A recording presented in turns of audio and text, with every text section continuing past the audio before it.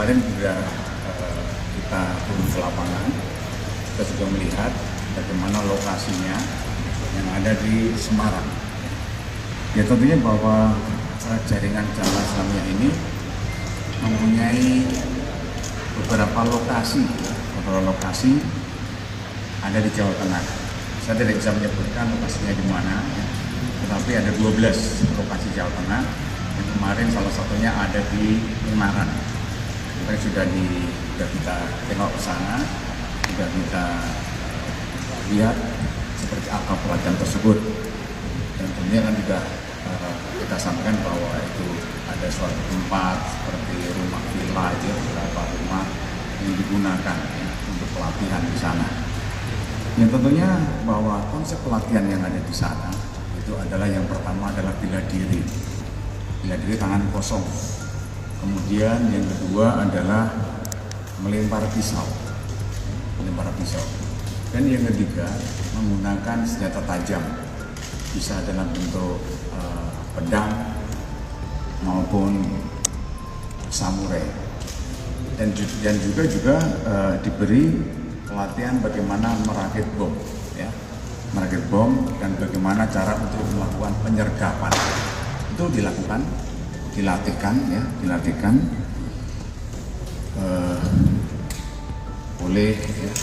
oleh seseorang yang sudah kita tahan. Itu adalah pengajarnya bernama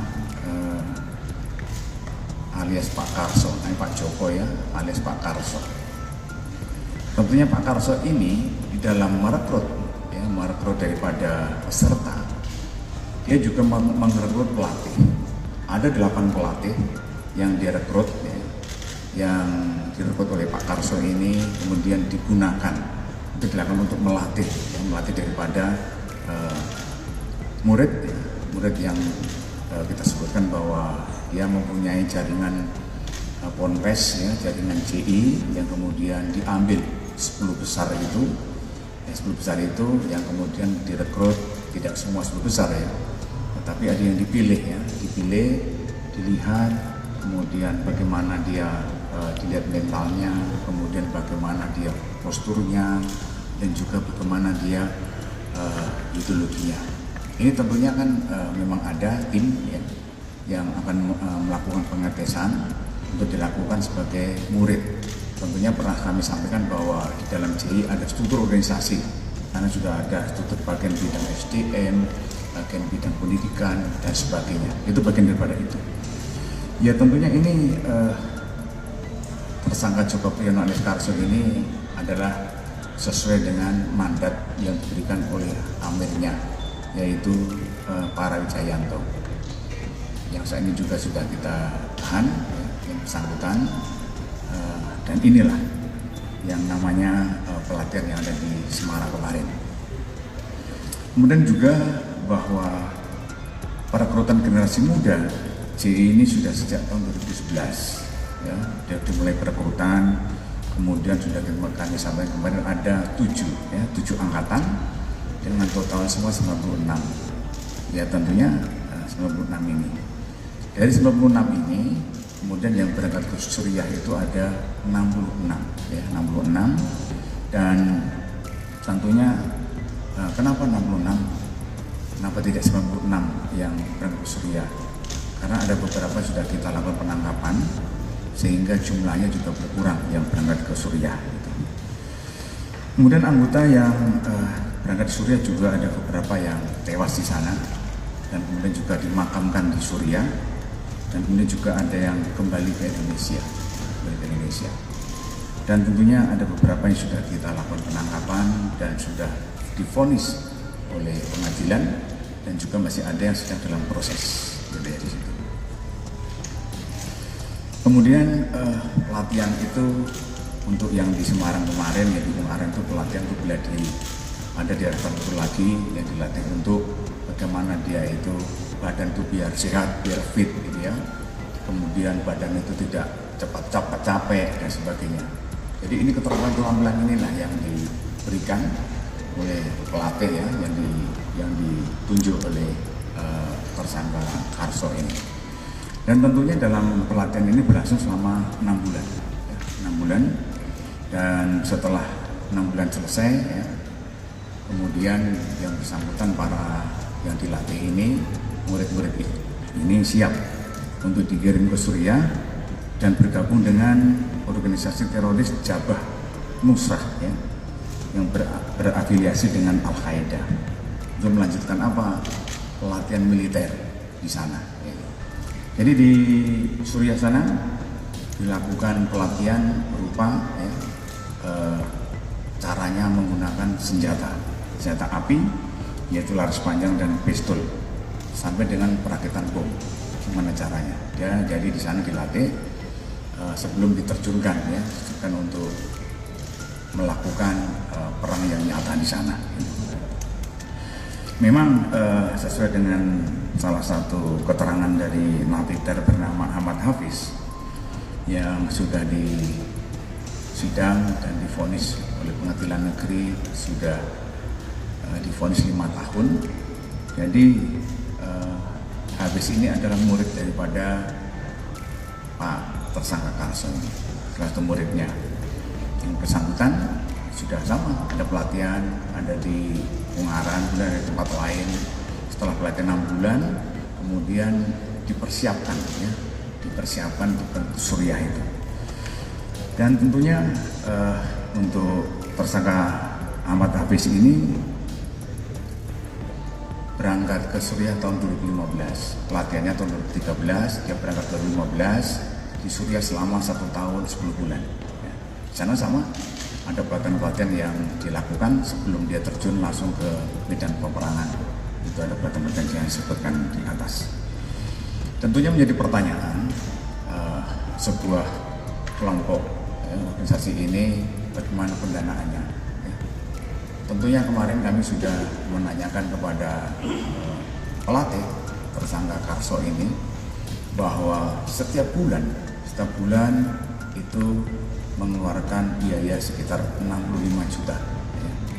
Untuk apa saja 65 juta itu? Yang pertama untuk bayar pelatih, kemudian untuk makan, ya, makan selama pelatihan, kemudian juga ada untuk beli obat-obatan dan sebagainya. Jadi 65 juta per bulannya. Dan kemudian kalau ke Suriah berangkatnya berapa biaya yang dibutuhkan?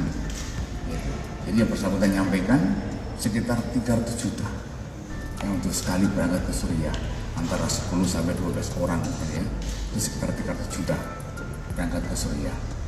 Dan kemudian kami tanyakan kembali kepada tersangka Karso ini uang dari mana? Gitu ya. Tiap bulan bisa mengeluarkan 65 juta untuk biaya pelatihan, terus kemudian juga ada biaya 300 juta setiap diberangkatkan ke Suriah.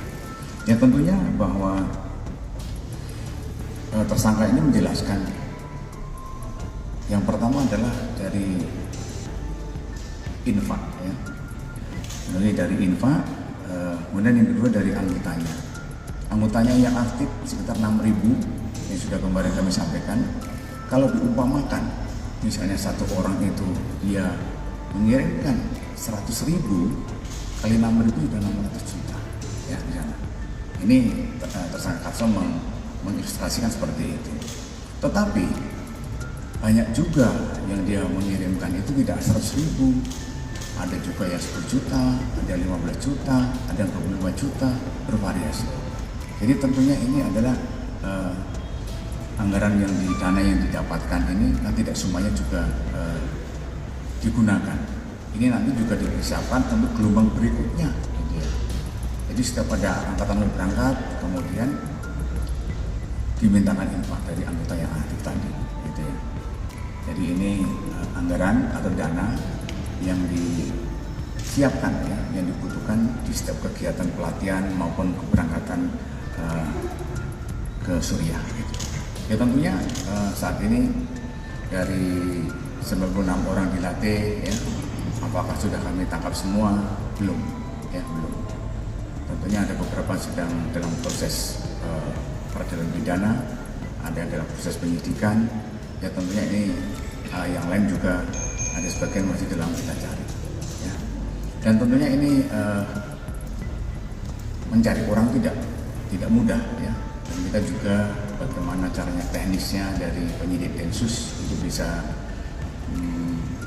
mengupas daripada para tersangka ini. Ya. Jadi kan tidak mudah untuk para tersangka ini memberikan keterangan yang kita inginkan. Contoh ini menjadi bagian daripada tantangan teknis daripada Densus yang akhirnya kita bisa mendapatkan beberapa informasi yang sangat signifikan sehingga kita bisa mendapatkan beberapa tersangka itu kira-kira yang khusus untuk Sasana Bela Diri yang ada di Ungaran, Semarang, Jawa Tengah. Untuk yang pelatihan di Semarang tadi, apakah setelah lulus dari pelatihan nantinya hanya dikhususkan untuk dikirim ke Suriah? Apakah ada sejumlah aksi yang terdeteksi di Indonesia Pak oleh Densus Pak? Tentunya untuk jaringan C ini adalah tergantung daripada amirnya, ya, berbeda amir. Tentunya amir inilah menjadi apa kata amir, inilah dia akan melakukan kegiatannya maupun perbuatannya.